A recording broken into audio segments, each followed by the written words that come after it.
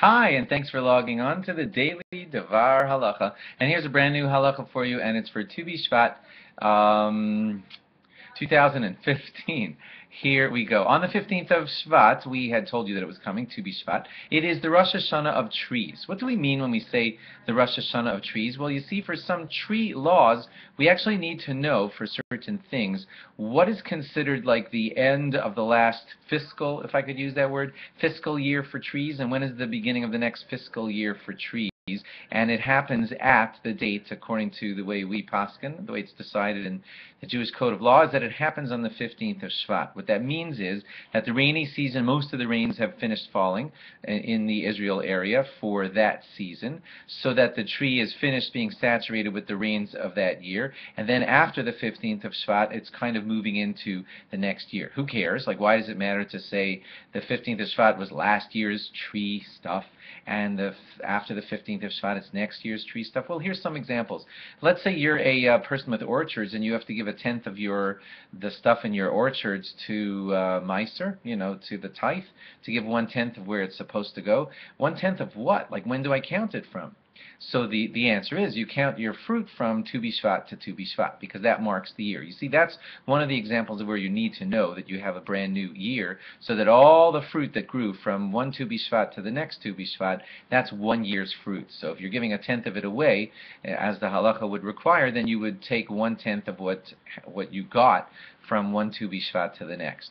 Another example would be Arla. What that means is, according to the Arla laws, when you have a tree, the first 3 years of stuff that grows out of that tree are fruit that you're not supposed to benefit from. Well, when does the first year begin and end? And the answer is BShvat.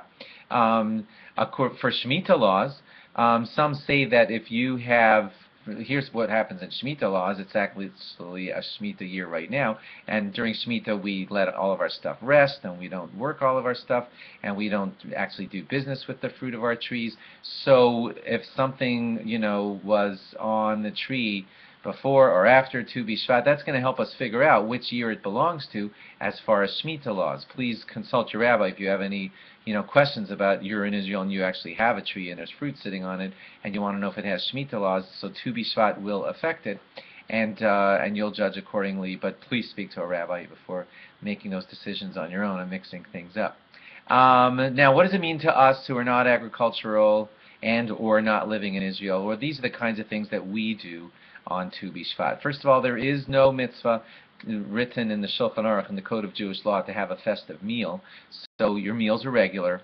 There's actually nothing mentioned in the davening. There's no Yala V'Yavo. There's no mention of it in benching or in Al HaMichya. It goes by like that, not mentioned in our davening and not having its own festive meal. One place you'll notice it in davening is that we don't recite Tachanun on BShvat, and that's because of the festiveness of the nature. And already it may have passed for you if you're listening to this message, but at the mincha, like I told you yesterday, the mincha that's right before BShvat, we also don't say Tachanun. And no eulogies are said on the day of BShvat, and probably the way you're going to feel it the most is those people who want to properly do the holiday of BShvat make certain to try to eat fruit, and eat the fruit that Israel is praised for, like pomegranates, dates, figs, olives, and things like that. I think I'm forgetting one. Figs, dates, olives, pomegranates, and I'm forgetting one more. I'm sorry. And also new fruit.